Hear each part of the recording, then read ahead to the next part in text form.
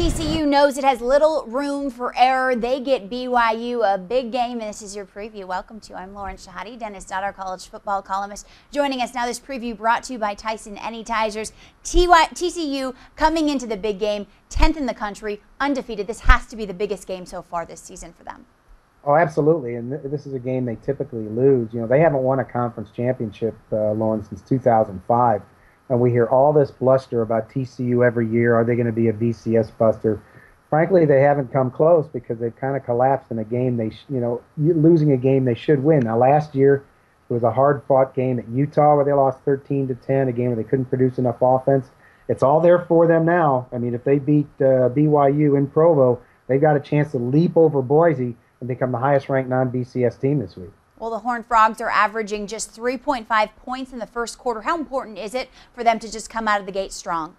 Well, they have to, because this is obviously a BYU team built on offense. TCU, a team that struggles to score. They've either got to hold this down and keep it a low-scoring game, which I don't think they can do, even with their good defense, or try to match BYU. I think the magic number here is something like 24, 28.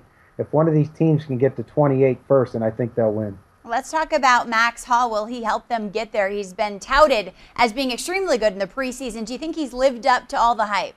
Well, aside from the Florida State game where the entire BYU team didn't show up, he's been great. You know, completing 70% of his passes, almost 2,100 yards, 16 touchdowns. A little troubling with 10 interceptions, but he's going to have to watch Saturday. But no, he's been the guy. I mean, he's the latest, greatest BYU quarterback. His legacy probably will be written Saturday against this defense.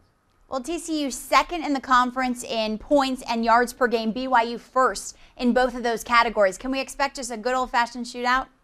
No, I think with TCU's defense, they'll hold it down. I think this game will be in the 20s. I come back to TCU again. They have to score.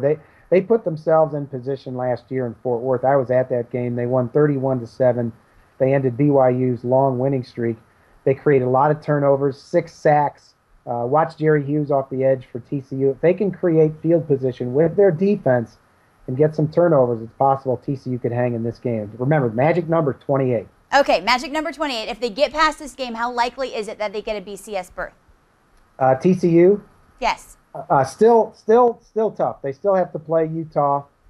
They get Utah at home, and as we've seen, Utah has been a ranked team for part of the year this year. It's going to be very tough. The Mountain West is tough, unlike Boise State, which has a cruise all the way to an undefeated season in the WAC. The Mountain West is a little tough, so a lot of work to do for TCU, even if they win this game. A lot of work. It starts on Saturday at 7:30 p.m. for Dennis Dodd. I'm Lauren Shehdi. We'll talk to you real soon. This preview brought to you by Tyson Anytizers, the meaty good man snack. Talk to you soon.